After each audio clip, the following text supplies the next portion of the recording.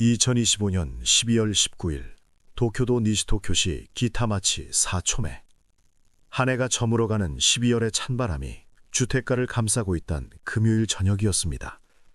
크리스마스를 불과 일주일 앞둔 거리에는 연말 특유의 들뜬 분위기와 분주함이 흐르고 있었을 겁니다. 일을 마친 40대 가장 A씨 역시 여느 때와 다름없이 집으로 향했습니다. 현관문을 열면 을에 들려오던 새 아들의 시끌벅적한 목소리, 아내가 준비하는 저녁 식사 냄새, 온기 가득한 집의 풍경을 기대하면서 말입니다. 하지만 그날 그가 마주한 것은 칠흑 같은 어둠과 기이한 적막뿐이었습니다. 오후 5시경 A씨는 아내와 통화를 시도했지만 연결되지 않았습니다. 불안감에 서둘러 귀가한 그의 앞을 가로막은 것은 굳게 닫힌 현관문이었습니다. 열쇠를 꽂아 잠금을 해제하고 문을 당겼지만 문은 덜컥거리는 소리와 함께 틈새만 보일 뿐 열리지 않았습니다. 안에서 U자형 도어 체인이 걸려 있었기 때문입니다. 여보? 얘들아? A씨는 문틈으로 가족들을 불렀습니다. 거실에 불은 꺼져 있었고 인기척은 느껴지지 않았습니다. 그런데 그때 A씨의 등골을 서늘하게 만드는 소리가 들려옵니다. 아주 미세했지만 분명히 집안에서 들려오는 무언가의 소리였습니다. 바람 소리인지 누군가의 신음인지 알 수 없는 그 희미한 소음은 아무도 없어야 할 집안에 누군가 존재한다는 혹은 존재했던 생명이 꺼져가고 있다는 불길한 신호였습니다. 단순한 외출이 아님을 직감한 A씨는 떨리는 손으로 110을 눌렀습니다. 가족과 연락이 안 됩니다. 아무도 없는 줄 알았는데 안에서 체인이 걸려있고 이상한 소리가 들립니다. 신고를 받고 출동한 경찰차의 사이렌 소리가 고요했던 니시토쿄 씨의 주택가를 깨뜨렸습니다. 경찰관들이 도착해 특수장비로 도어 체인을 절단하고 집 안으로 진입했습니다. 현관을 지나 거실을 거쳐 2층으로 향하는 계단, 그 짧은 거리에서 느껴지는 공기는 차갑게 식어 있었습니다. 그리고 2층 방문을 여는 순간 경찰관들의 눈앞에 믿기 힘든 참혹한 광경이 펼쳐졌습니다. 2층 양실에는 이 집의 안주인인 30대 아내 Y씨와 고등학교 1학년인 장남 16세가 피투성이가 된 채 쓰러져 있었습니다. 두 사람의 목과 복부에는 날카로운 흉기에 찔린 자창이 선명했고 과다 출혈로 인한 쇼크 상태로 이미 숨을 거둔 뒤였습니다. 더 충격적인 것은 그들 곁에 떨어져 있던 흉기였습니다. 일상적인 가정집에서는 볼 수 없는 둔탁한 도끼, 그리고 날선 부엌칼 한 자루가 덩그러니 놓여 있었습니다. 비극은 거기서 끝이 아니었습니다. 바로 옆 침실에는 아직 초등학생인 어린 두 아들이 침대 위에 나란히 누워 있었습니다. 초등학교 5학년인 11살 차남, 그리고 4학년인 9세 막내. 겉보기에 외상이 없어 마치 잠든 것처럼 보였던 아이들의 목에는 차가운 플라스틱 감촉의 케이블 트레이가 단단히 조여져 있었습니다. 사인은 질식사. 저항 한번 제대로 해보지도 못한 채 아이들은 영문도 모름 칠흑 같은 어둠 속으로 사라져버린 것입니다. 하룻밤 사이에 아내와 세 아들, 일가족 4명이 전원 사망한 대참사. 하지만 현장의 상황은 묘했습니다. 외부에서 누군가 강제로 침입한 흔적은 전혀 없었습니다. 창문은 잠겨 있었고 집안을 뒤진 흔적도 사라진 귀중품도 없었습니다. 1층과 2층 어디에도 외부인의 발자국은 없었습니다. 완벽한 밀실. 경찰은 현장 상황을 종합하여 1차적으로 이렇게 결론 내립니다. 외부 침입 흔적이 없고 유서가 발견되지 않았으나 정황상 어머니 Y씨가 새 아이를 살해하고 스스로 목숨을 끊은 무리 신주, 동반자살로 보인다. 평소 이웃들에게 상냥하고 예의 바른 엄마로 기억되던 Y씨. 그녀는 왜 자신의 배 아파 낳은, 그것도 한창 미래를 꿈꿀 나이의 새 아들을 그토록 잔혹한 방법으로 살해해야 했을까요? 도끼와 부엌칼, 그리고 케이블 타이. 이 흉기들이 의미하는 것은 우발적인 분노였을까요? 아니면 치밀하게 준비된 살이었을까요? 사건은 그렇게 비극적인 가정 내 살인으로 종결되는 듯했습니다. 하지만 경찰도 남편 A씨도 그리고 이미 싸늘한 주검이 된 Y씨 본인조차 예상하지 못했을 것입니다. 이 참극은 단순한 동반 자살이 아니었습니다. Y씨가 남긴 유품, 그리고 5km 떨어진 낯선 아파트의 옷장 속에 이 사건의 진짜 판도라의 상자가 숨겨져 있었다는 사실을 말입니다. 니시토쿄시의 평범한 주택가. 끔찍한 비극이 휩쓸고 간 자리에는 도대체 왜? 라는 이웃들의 탄식만이 남았습니다.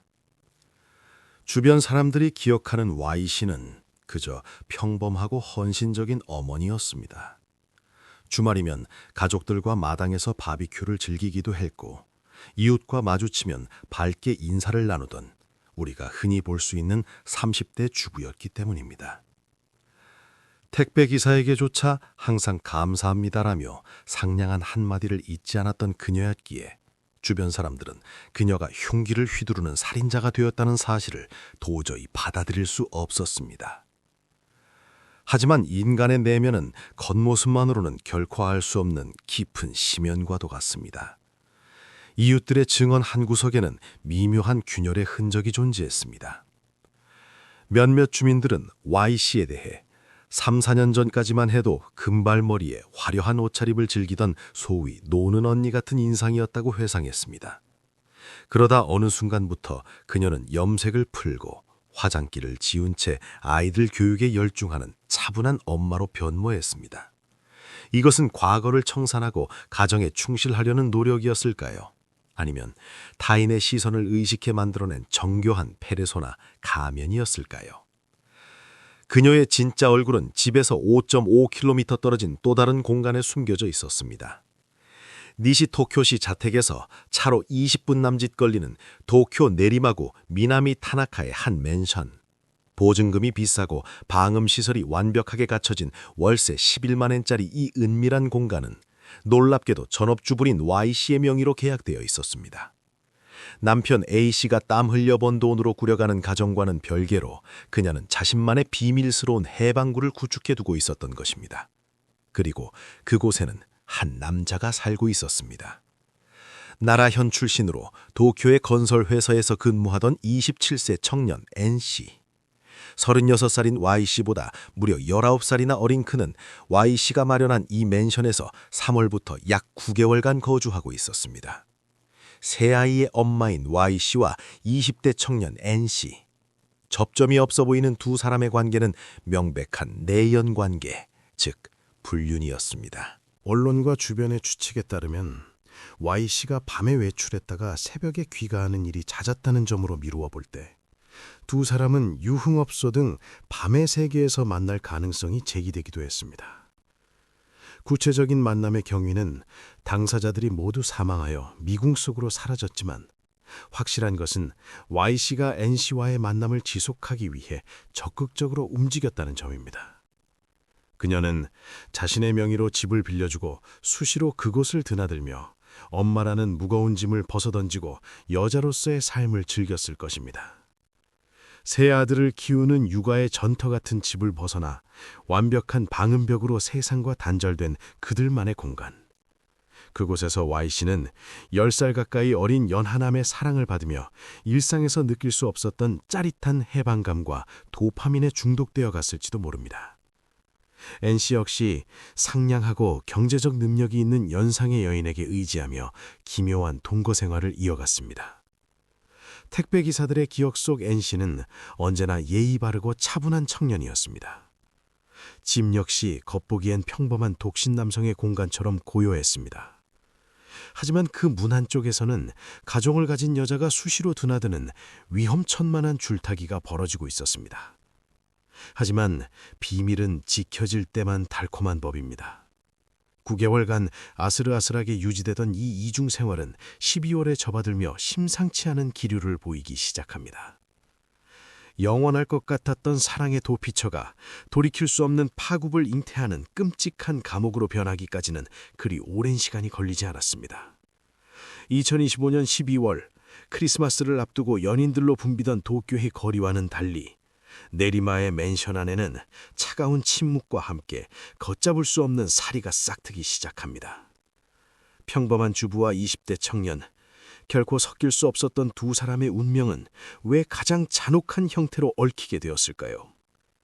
경찰조차 눈치채지 못했던 제5의 시신이 만들어지던 그날, 내리마의 맨션에서는 도대체 무슨 일이 벌어졌을까요?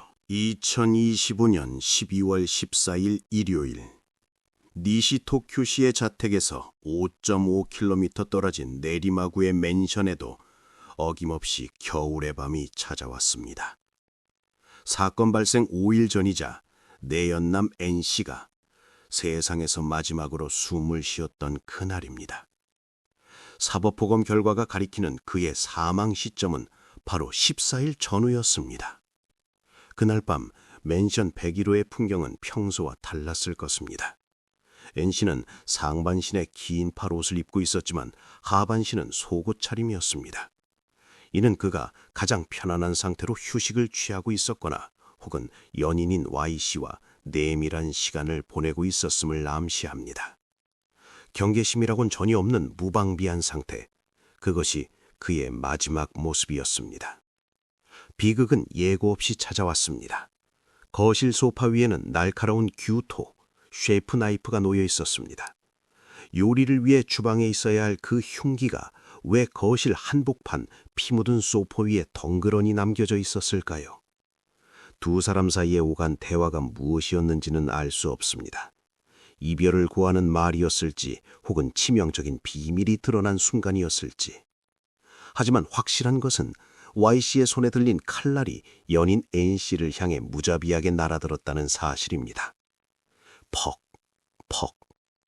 방음 설비가 완벽한 이 고급 맨션은 그날 밤의 비명을 완벽하게 삼켜버렸습니다.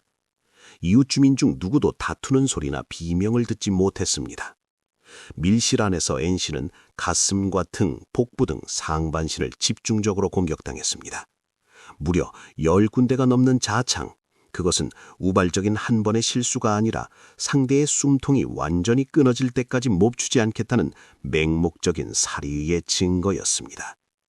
사랑을 속삭이던 연인의 손길이 순식간에 목숨을 거두는 사신의 낫으로 돌변한 순간 N씨가 느꼈을 공포는 상상조차 하기 어렵습니다. N씨가 숨을 거둔 후 방 안에는 무거운 침묵과 비릿한 혈양만이 남았습니다. 보통의 사람이라면 이 시점에서 패닉에 빠져 도망치거나 경찰에 자수했을 것입니다. 하지만 Y씨의 행동은 기이할 정도로 침착하고 냉혹했습니다. 그녀는 피투성이가 된 170cm가 넘는 성인 남성의 시신을 질질 끌어 침실의 붙박이장 옷장으로 옮겼습니다. 좁은 옷장 안에 연인의 시신을 구겨놓은 그녀, 그 위로 이불과 옷가지를 덮어 시신이 보이지 않게 가렸습니다. 그리고 여기서부터 그녀의 행동은 엽기적인 양상을 띠기 시작합니다. 그녀는 단순히 문을 닫는 것에 그치지 않았습니다. 접착 테이프를 가져와 옷장 문틈새를 꼼꼼하게 바르기 시작한 것입니다. 일본어로 매발이라고 불리는 이 행위는 공기가 통하지 않도록 틈새를 완전히 밀봉하는 것을 의미합니다. 그녀는 옷장 안에 강력한 소취제, 냄새 제거제를 여러 개 넣어두는 것도 잊지 않았습니다.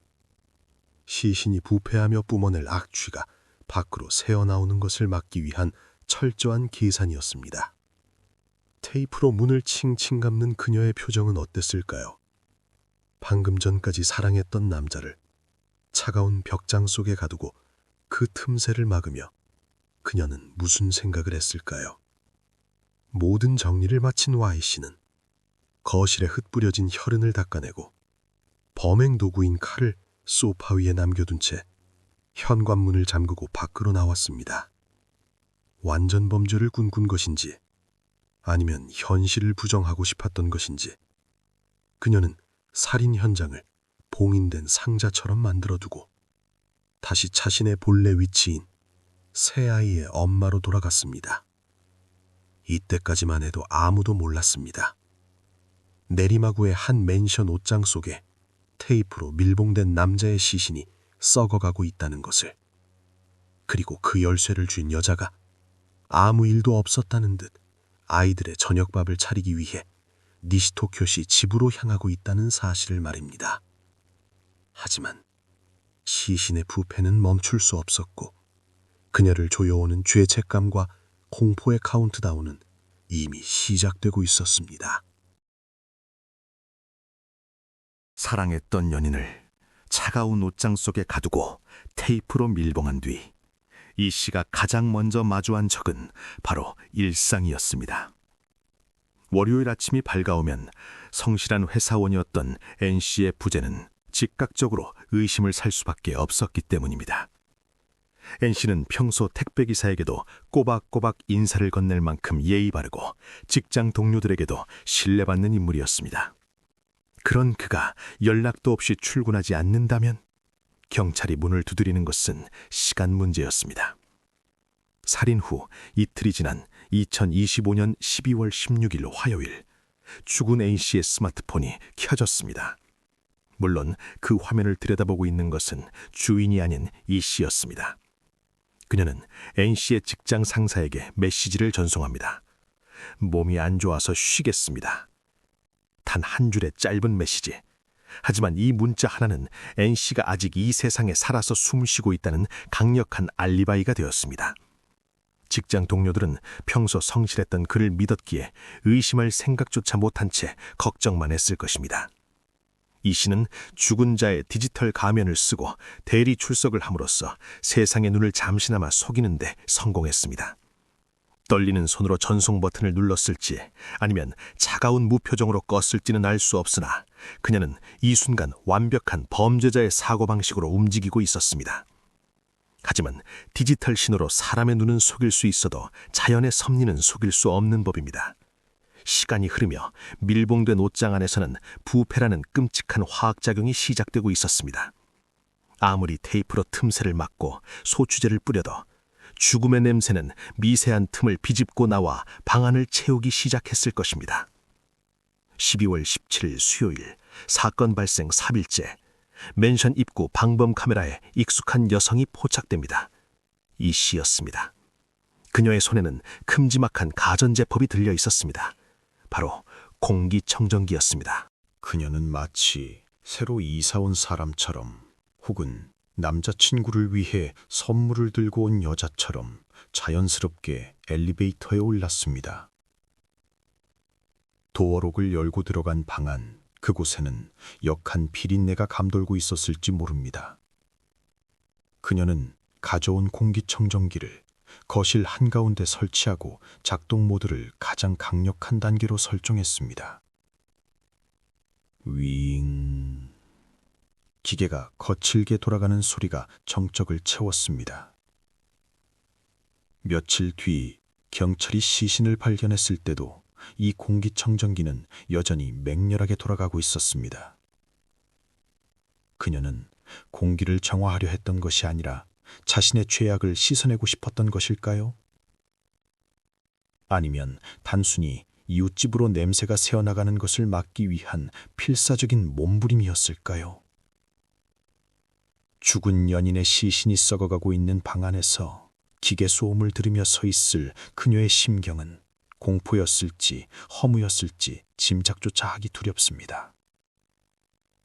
그녀는 그렇게 네리마 맨션을 빠져나와 다시 니시토교시의 자택으로 향했습니다.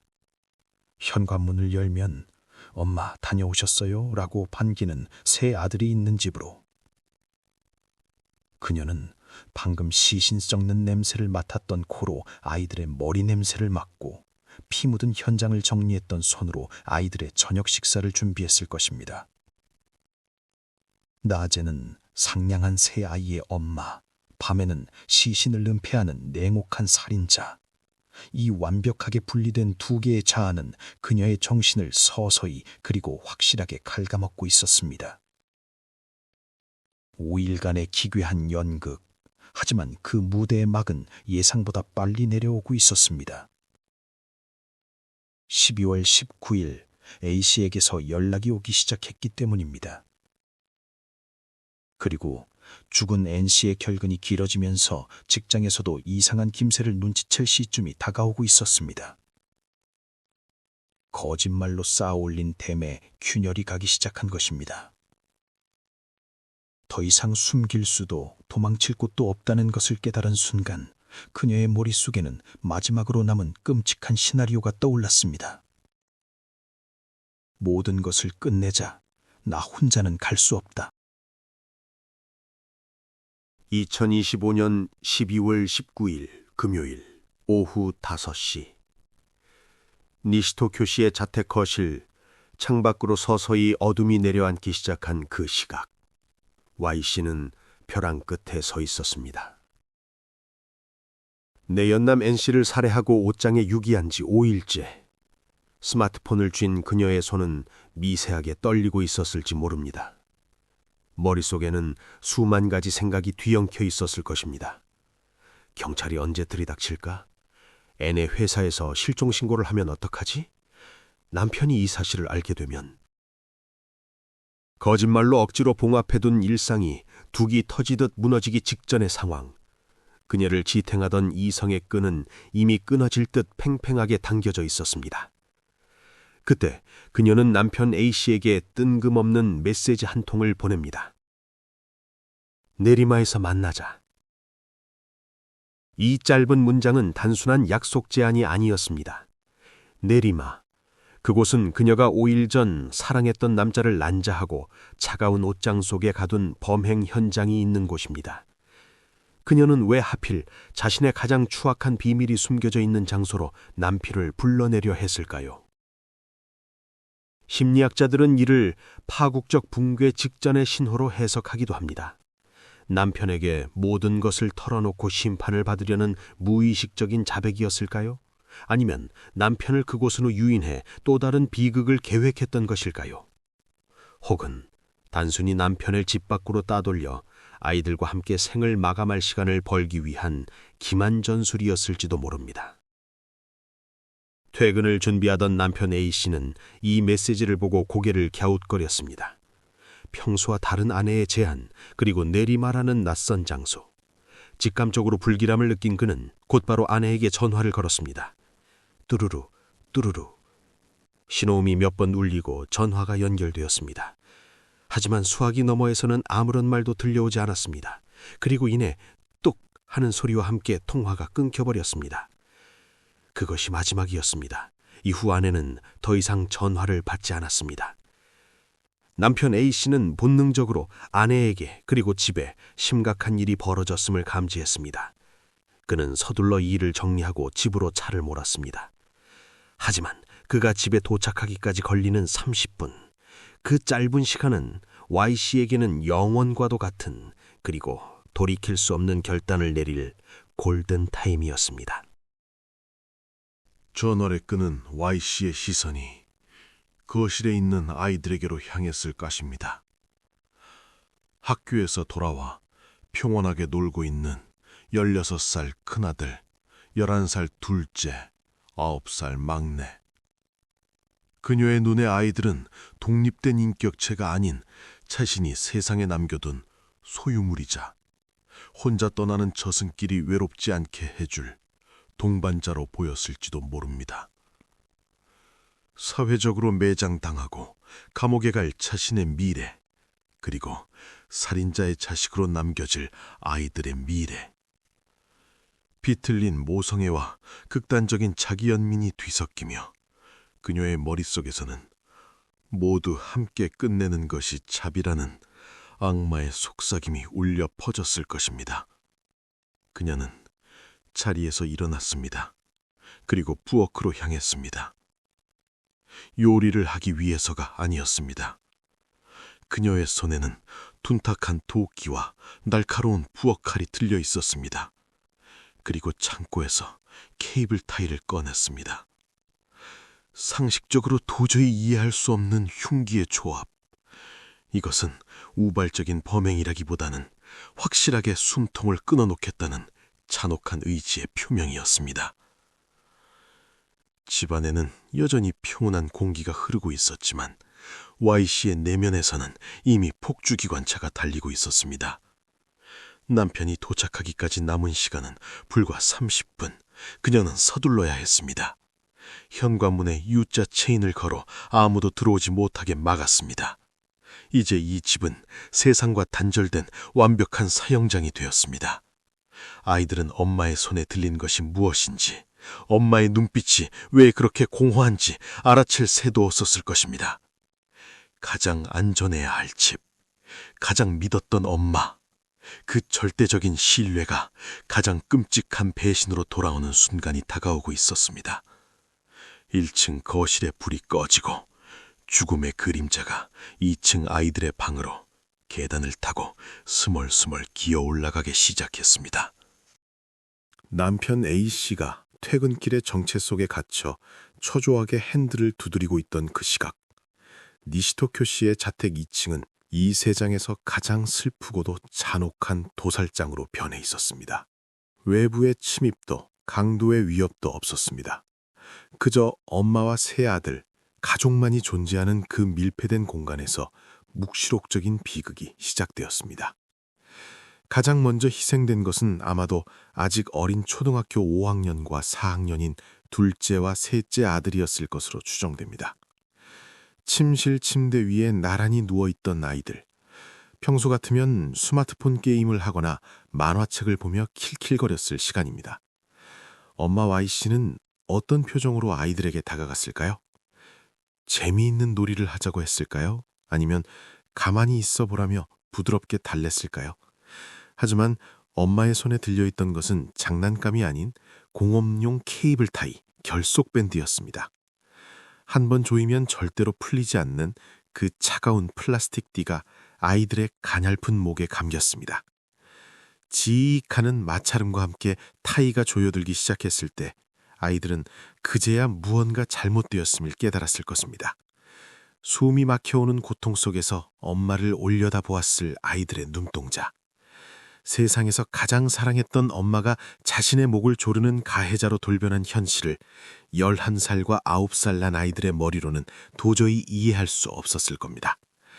저항할 새도 없이 비명조차 지르지 못한 채 두 작은 생명은 그렇게 허무하게 꺼져갔습니다. 침대 위에는 어지럽혀진 흔적조차 없었습니다. 그것은 너무나도 일방적이고 기계적인 죽음이었습니다. 하지만 고등학교 1학년인 16세 장남의 방에서는 상황이 달랐던 것으로 보입니다. 16살이면 성인 남성의 버금가는 체격을 가진 나이입니다. 동생들의 방에서 들려온 이상한 낌새를 눈치챘거나 혹은 엄마의 살기를 본능적으로 감지했을지도 모릅니다. 양실, 서양식 방에서 발견된 장남과 엄마의 시신 주변에는 도끼와 국활 자국이 흩어져 있었습니다. 이는 단순한 살해가 아니라 처절한 사투 혹은 극도의 폭력이 동반되었음을 시사합니다. Y씨는 망설임 없이 흉기를 휘둘렀습니다. 장남의 목과 복부에는 깊은 자창이 찔린 상처가 남았습니다. 피가 튀고 살이 찢기는 끔찍한 소음이 방 안을 채웠습니다. 자신이 배 아파 낳은 16년을 길러온 맏아들에게 도끼와 칼을 겨누는 엄마. 상상만으로도 구역질이 나는 이 폐륜적인 광경 앞에서 장남은 육체적인 고통보다 더 큰 정신적 충격에 무너져 내렸을 것입니다. 엄마 왜 이래요? 라는 절규가 터져나왔을지도 모르지만 이미 이성을 잃고 광기에 사로잡힌 Y씨의 귀에는 닿지 않았습니다. 결국 장남마저 바닥에 쓰러지고 붉은 성혈이 카펫을 적시며 퍼져나갔습니다. 세 아이들의 숨통을 모두 끊어놓은 Y씨. 그녀는 피투성이가 된 채 거친 숨을 몰아쉬며 쓰러진 아들들 곁에 섰습니다. 그녀의 시야는 붉게 물들어 있었을 것이고 머릿속은 위인거리는 이명으로 가득 찼을 것입니다. 이제 그녀에게 남은 것은 단 하나, 자신을 심판하는 것뿐이었습니다. 남편 A씨가 현관문에 도착해 여보 하고 문을 두드렸을 때 2층에서 들려왔던 미세한 소리. 그것은 아마도 Y씨가 스스로에게 칼을 꽂으며 내뱉은 마지막 단말과였거나 죽어가던 그녀가 남편의 목소리를 듣고 반응한 희미한 인기척이었을지도 모릅니다. 경찰이 문을 부수고 들어왔을 때 어머니와 장남은 서로 뒤엉키듯 쓰러져 있었고 그 옆에는 범행을 쓰인 도끼와 칼이 놓여 있었습니다. 마치 지옥도를 옮겨놓은 듯한 참상. 가장 안전해야 할 가정이라는 울타리는 가장 믿었던 존재에 의해 가장 잔혹한 무덤이 되어버렸습니다. 세 아이들은 영문도 모른 채 피지도 못한 꽃봉오리인 채로 그렇게 엄마와 함께 차가운 주검이 되어 크리스마스를 맞이하게 되었습니다. 아이들의 죽음은 단순한 동반 자살의 부속물이 아니었습니다. 그것은 한 성인 여성의 비틀린 욕망과 이기심이 빚어낸 가장 악질적인 학살이었습니다. 그녀는 자신의 죄를 덮기 위해 혹은 저승길이 외롭지 않기 위해 죄 없는 아이들을 강제로 데려갔습니다.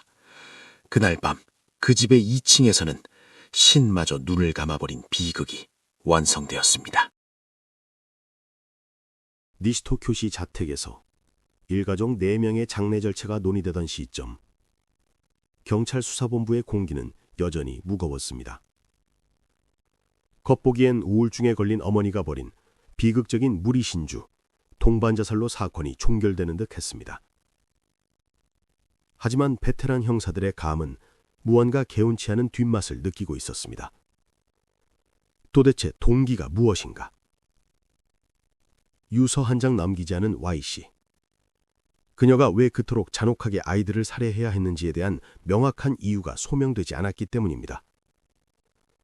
사건 발생 3일 후인 2025년 12월 22일, 경찰은 단서를 찾기 위해 Y씨가 생전에 타고 다니던 승용차를 정밀 수색했습니다. 글로브 박스와 좌석 밑을 뒤지던 수사관의 손끝에 낯선 서류 봉투 하나가 잡혔습니다. 봉투 안에서 나온 것은 뜻밖의 문서였습니다. 부동산 임대차 계약서. 계약자는 놀랍게도 가정주부인 Y씨 본인이었습니다. 주소지는 자택에서 5.5km 떨어진 도쿄 내리마구 미나미 다나카의 한 맨션. 평범한 주부가 가족들 몰래 자신만의 세컨드 하우스를, 그것도 월세 11만 엔이나 하는 고가의 맨션을 임대하고 있었다는 사실은 상식적으로 납득하기 힘든 정황이었습니다. 이것은 단순한 비자금 은닉처일까요? 아니면 남편이 모르는 또 다른 삶이 존재했던 것일까요? 경찰은 즉시 해당 주소지로 급파되었습니다. 12월 22일 저녁 7시 15분경. 내리마의 맨션 앞에 도착한 경찰관들은 인터폰을 눌렀지만 예상대로 응답은 없었습니다. 관리실의 협조를 얻어 마스터키로 현관문을 열었습니다. 찰컥 하는 소리와 함께 문이 열리자 코를 찌르는 독특한 냄새와 함께 기계소음이 형사들을 맞이했습니다. 윙. 거실 한가운데에서는 공기청정기가 최고 출력으로 돌아가고 있었습니다. 난방이 켜진 따뜻한 실내, 정돈된 가구들. 언뜻 보면 사람이 살고 있는 평범한 집처럼 보였습니다. 하지만 거실로 들어선 형사들의 눈에 기이한 물건이 포착되었습니다. 푹신한 소파 위에 주방에 있어야 할 날카로운 규토, 셰프 나이프 한 자루가 덩그러니 놓여 있었던 것입니다. 날칼에는 검붉게 말라붙은 흘련이 묻어 있었습니다. 누군가를 찌르고 무심하게 툭 던져놓은 듯한 그 훈기는 이곳에서 심상치 않은 일이 벌어졌음을 침묵으로 증언하고 있었습니다. 하지만 방 안에는 사람은 보이지 않았습니다. 형사들의 시선은 자연스럽게 침실 벽면에 있는 붙박이 장으로 향했습니다. 그리고 그들은 그곳에서 기이한 점을 발견했습니다. 옷장 문틈새가 투명한 접착 테이프로 꼼꼼하게 밀봉되어 있던 것입니다. 마치 안에서 무언가 나오지 못하게 막으려는 듯, 혹은 안의 공기가 밖으로 새어나오지 않게 하려는 듯한 필사적인 흔적. 형사가 조심스럽게 테이프를 뜯어내고 문을 열었습니다. 확! 소주제 냄새와 뒤섞인 비릿한 부패취가 훅 끼어나왔습니다. 옷잠 안에는 이불과 옷가지들이 산더미처럼 쌓여 있었습니다. 그리고 그 옷무덤이 들추자 끔찍한 진실이 모습을 드러냈습니다. 옷무덤 아래는 20대 남성 N씨의 시신이 숨겨져 있었습니다. 참혹하게 손상된 상태와 역한 냄새는 그가 이곳에서 생을 마감한 지 꽤 오랜 시간이 지났음을 말해주고 있었습니다. 경찰은 즉시 신원을 조회했고 그가 이 맨션의 실거주자이자 Y씨의 지인이라는 사실을 확인했습니다. 이 발견으로 인해 사건의 판도는 180도 뒤집혔습니다. Y씨는 단순히 우울증으로 아이들을 데리고 떠난 비운의 엄마가 아니었습니다. 그녀는 내연남을 10번 넘게 찌르고 시신을 옷장에 넣어 테이프로 밀봉한 뒤 범행을 은폐하려 하다 실패하자 가족들까지 살해한 연쇄 살인범이었던 것입니다. 차 안에서 발견된 그 종이 한 장이 아니었다면 N씨의 시신은 영원히 벽만에 묻히고 Y씨는 그저 슬픈 비극의 주인공으로만 남았을지도 모릅니다. 하지만 진실은 기어이 썩은 문을 뚫고 나와 그녀의 민낯을 세상에 까발렸습니다. 이제 모든 퍼즐이 맞춰졌습니다. 왜 그녀가 사건 당일 남편에게 내리마에서 만나자고 했는지, 왜 집안에서 도끼나 칼 같은 흉악한 무기들이 나왔는지, 니시토 교시의 자택은 단순한 동반자살 현장이 아니라 쫓기던 살인자가 막다른 골목에서 벌인 최후의 인질극 현장이었던 셈입니다. 3일의 시체를 두고 발견된 2개의 현장, 그리고 5구의 시신. 이 모든 죽음의 연결고리는 단 한 사람, 어머니 Y씨에게로 귀결되고 있었습니다. 사건이 발생한 후 어느덧 해가 바뀌었지만 니시토 씨의 그 주택에는 여전히 무거운 침묵만이 감돌고 있을 것입니다. 모든 수사가 마무리되고 현장을 둘러쌌던 노란 폴리스 라인도 거쳤습니다. 하지만 그 집의 주인인 남편 A씨에게는 영원히 끝나지 않을 고통의 시간이 시작되었습니다. 그는 단 하루 만에 사랑하는 아내와 눈에 넣어도 아프지 않을 세 아들을 모두 잃었습니다. 현관문을 열면 발려나오던 아이들의 팔소리도, 주방에서 들려오던 아내의 달그락거리는 소리도 이제는 환청으로만 남았습니다. 하지만 A씨를 더욱 비참하게 만든 것은 상실의 슬픔 그 자체가 아니었습니다. 그것은 바로 그 슬픔을 산산조각 내버린 배신의 충격이었습니다. 아내 Y씨를 떠나보내며 그는 처음에 죄책감을 느꼈을지 모릅니다. 내가 더 잘 챙겼더라면, 아내가 우울해하는 걸 왜 몰랐을까? 그러나 3일 뒤 내리마의 맨션에서 내연남 N씨의 시신이 발견되면서 그의 애도는 갈 곳을 잃고 말았습니다. 자신이 평생을 바쳐 지켜온 가정은 아내의 불륜과 살인, 그리고 기만으로 얼룩진 모래성이었습니다.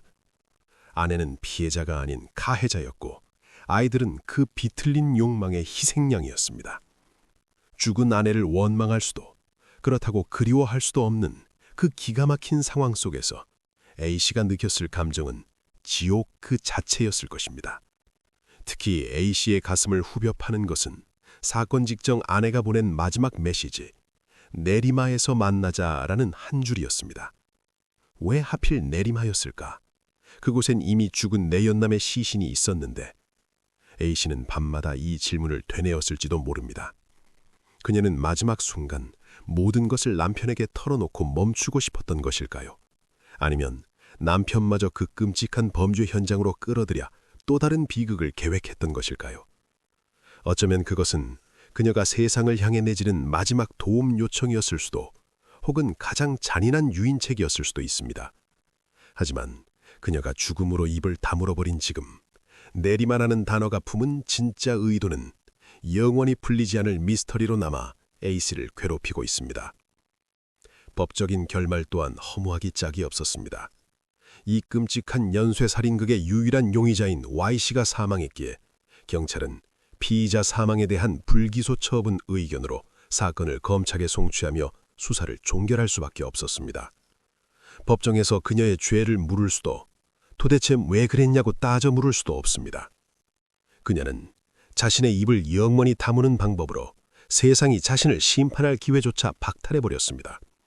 남겨진 사람들에겐 해소되지 않는 의문과 분노만이 덩그러니 남겨졌습니다. 우리는 흔히 10길 물속은 알아도 한 길 사람 속은 모른다고 말합니다. 그리고 이 사건만큼 그 속담이 뼈저리게 다가오는 경우도 드물 것입니다. 이웃들에겐 상냥한 주부, 남편에겐 평범한 아내, 아이들에겐 다정한 엄마. Y씨는 완벽한 연기를 통해 자신의 본성을 감추고 있었습니다. 그녀의 내면 깊은 곳에 10살 연하의 남자에게 집착하고 흉기로 사람을 난자하며 냄새를 지우기 위해 태연히 공기청정기를 트는 괴물이 있을 것이라고 누가 양상이나 했을까요? 어쩌면 그녀는 N씨를 살해한 순간 이미 스스로의 영혼을 죽였는지도 모릅니다. 그 후 5일간의 삶은 단지 육체만이 움직이는 껍데기에 불과했을 것입니다. 하지만 그 껍데기가 무너져 내릴 때 그녀는 혼자 가지 않았습니다. 미래가 창창한 20대 청년 N씨의 삶을 짓밟았고, 무엇보다 자신의 죄를 덮기 위한 도구로 죄 없는 세 아들의 목숨까지 거둬갔습니다. 특히 저항하다 숨진 16세 장남과 영문도 모른 채 목이 졸린 두 동생의 마지막을 생각하면 그녀의 선택은 모성이 아닌 가장 이기적인 자기애의 발현이었다고 볼 수밖에 없습니다. 사건은 끝났지만 질문은 남았습니다. 우리가 매일 마주하는 타인의 얼굴 뒤에는 무엇이 숨겨져 있을까요? 가장 가깝다고 믿었던 가족의 미소 뒤에 우리가 감당할 수 없는 시면이 도사리고 있다면 우리는 어떻게 해야 할까요? 이 비극적인 사고는 우리가 평온한 일상이라는 것이 얼마나 깨지기 쉬운 유리판 위에 서 있는지를 잔혹하게 증명해 보였습니다. 지금 이 순간에도 니시토쿄시의 한 주택가와 그리고 내리마의 맨션 앞을 무심히 지나가는 사람들이 있을 것입니다. 그곳에서 한때 누군가 사랑을 속삭였고 누군가 비명을 질렀으며 누군가 절망 속에 숨을 거뒀다는 사실은 시간의 흐름 속에 희미해져 갈 것입니다. 하지만 홀로 남겨진 남편 A씨, 그리고 억울하게 생을 마감한 4명의 남자들, 세 아들과 N씨의 명복을 빌며 우리는 이 사건이 남긴 섬뜩한 교훈을 기억해야 할 것입니다. 지금까지 일본을 충격에 빠뜨린 니시토쿄시 모자 3인 사망 및 내리마 연쇄살인 사건의 전모를 추적했습니다. 부디 하늘에서는 아이들이 엄마의 그늘에서 벗어나 자유롭고 평안하기를, 그리고 진실을 마주한 남편 A씨가 언젠가는 이 깊은 시면에서 걸어 나올 수 있기를 간절히 기도합니다.